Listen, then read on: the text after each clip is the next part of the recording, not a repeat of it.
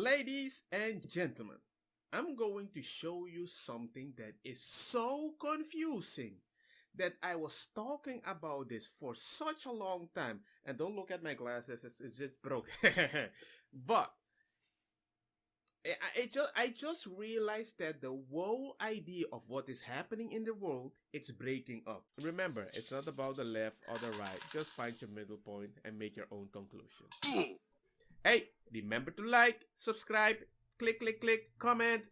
I mean, we need the algorithm. YouTube is kind of gangster, and life is not always that good for small channels. Speaking of statistics, it seems to make a big difference if a person in the hospital is in the hospital for COVID-19 or with COVID-19. It's been almost a year since you've been running the agency. Do we have that split on numbers?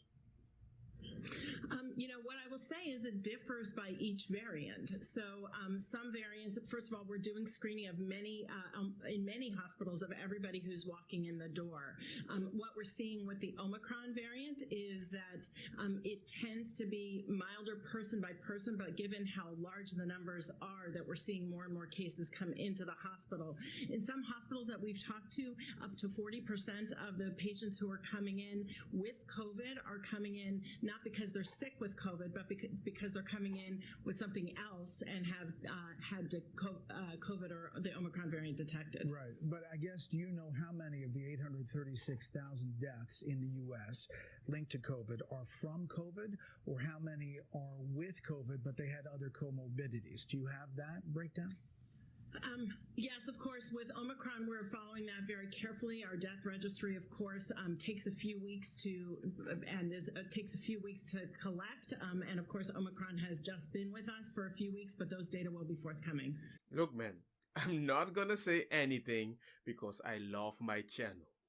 But all I'm saying, this is something that I know a lot of people thought.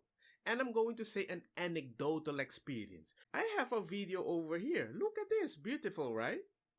Tina, One News understands that several people are also isolating. So then you have to ask how someone who sustained these types of injuries and then died ends up as part of our death tally. Now, the Ministry of Health says that's because under the World Health Organization guidelines, anyone who dies while also having an acute COVID-19 infection is recorded as part of a nation's death tally, whatever the cause of death might be. Most of these things, we have been thinking it for a long time, but we're not allowed to say it because maybe our YouTube channel will get banned or everybody is gonna hate us.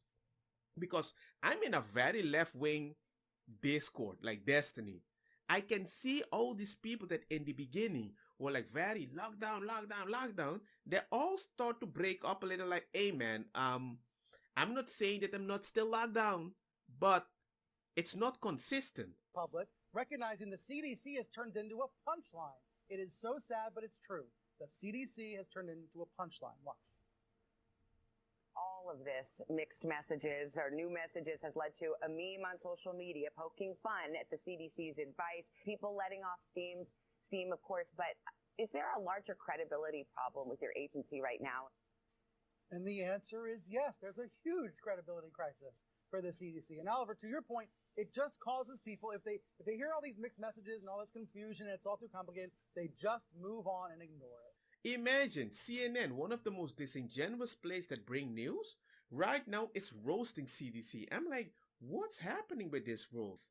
I mean, come on, when they ask the same woman, yo, how many people are both in your building, CDC? What is the percentage? She couldn't give an answer. What percent of CDC employees are vaccinated? We're actively encouraging vaccination in all of our employees and doing a lot of education and outreach in order to get our agency fully vaccinated. And but the percent? I don't have that for you today. I'm told that 75 to some north of 75% of CDC employees at headquarters are still working remotely. Is that correct? We are following regulations through HHS and the federal government. No, that's not my question. If what I've been told by someone who frankly kind of knows, that people in laboratories are not showing up. I have no clue how laboratory workers who presumably are vaccinated wearing PPE would consider themselves eligible to stay at home. I say this because I just want to echo, we got to lead by example in the federal government. If our public health agencies don't have enough confidence in the immunization and in the PPE to go back to work fighting infectious diseases, there's going to be a lot of undermining of a willingness to further fund public health. How can you provide a product that you're sure is going to save me when you're the one telling me what I have to do, but you're not the prime example to tell me, you know what, 99% of the people in our building, flat, put it in their body. You couldn't give an answer. There's always, we need to do some research, bada bing, bada boom. In the beginning, when she says, we need information of the Omicron. I'm like, you don't have from the first one or the second one? Not trying to take away from that. But if 40% in some hospitals, 40% of the people who have COVID don't necessarily have problematic COVID. They're there because they got in a car accident. They're there because, right. They bumped their head. And they're being included as in the hospital with COVID. That number seems kind of misleading. Yeah, I agree, Jake. It surprises me that they have not been able to parse out that data more carefully. I think the data that Dr. Walensky is quoting is from New York State, and we've been following that data as well. And I can show you what we've seen, and sort of tracks with what she said. But out of all the patients that are in the hospital, about 57%, these are COVID patients, admitted because of or complications from COVID, 43% admitted for other reasons and then diagnosed with COVID. I think, there needs to be transparency about that in terms of for or with COVID.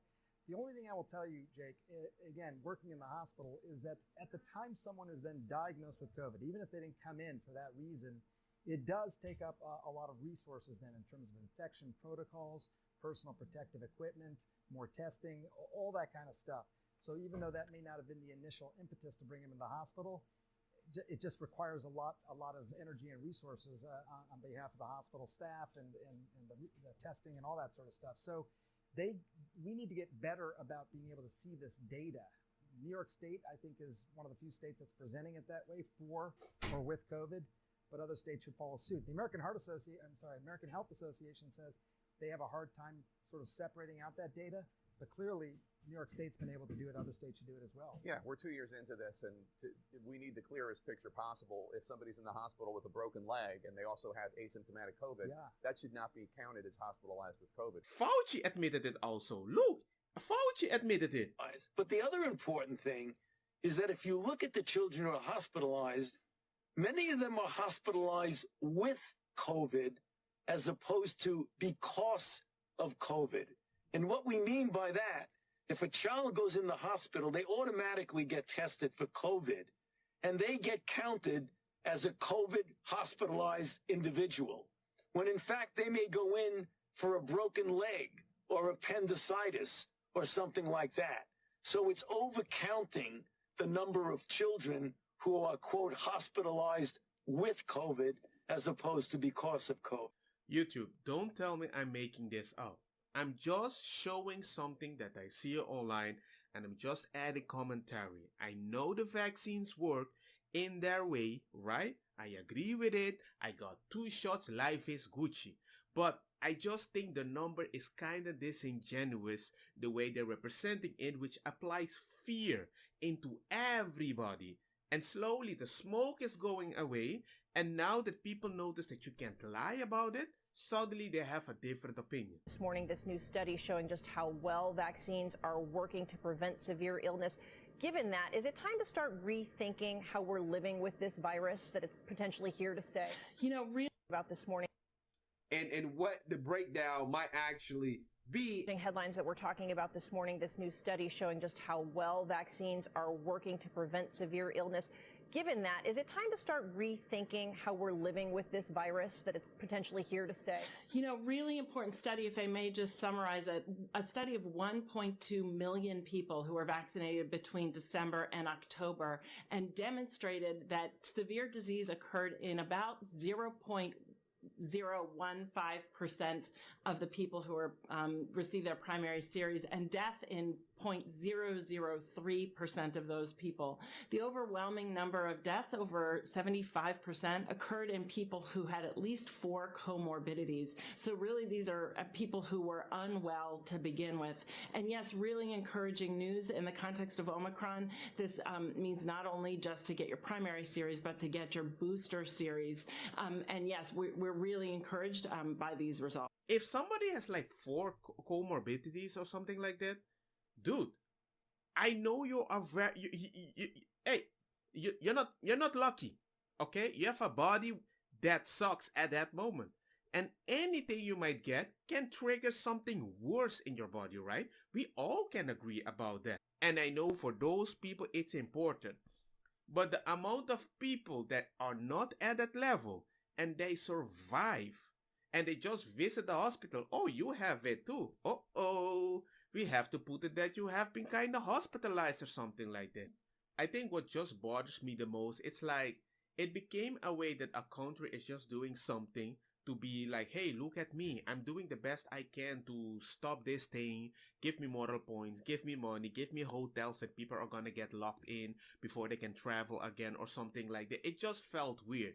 For example, right now you have the whole Biden situation. He was supposed to cure everybody. Now he can. You have these weird midterm. People are knowing the smoke is getting down. Everybody is changing their opinion. It doesn't surprise me that once the vote has gone in and they win or not, because they have to talk like, oh, we're tired too of this thing. We don't want to be locked down just like you, to get everybody's sympathy, like vote for me, vote for me. And once you vote, the next day, ram, gangster. Come on, man. The fact that Biden won, everybody was hugging each other because it's time for celebration, but the next day it's locked down again. Do you see? Do you see what I'm trying to say? That is the thing. And I had a good discussion today on the Destiny servers about this whole situation. One thing we all agreed, even if we didn't agree with each other, the whole pandemic became a tool for the politics. Politics shouldn't mix with disease. That's more dangerous. Anyway, let me know your opinion. I have to be careful what I say. I already deleted one video that I was about to upload, but I put it on Rumble on my Facebook page because there are certain things that I'm afraid to say because I have to make just one weird mistake and my channel is gone. So I have to be very careful and I have to let other videos do the talking from the channels that I do agree with. That I don't delete at least. Anyway, let me know your guys' opinion and see you guys next time. Don't get me wrong, makosa kita bong. Put the fire na mi blonde kush hash purple skunk criollo colombici jam jam turloqueta verdeta welcome. Den vida mi a tu iniciativa, padre ku indica itabe que sun sativa. Te hinda no que acepta ku eta medicina bob di nang di eta causa rebeldía. Cooking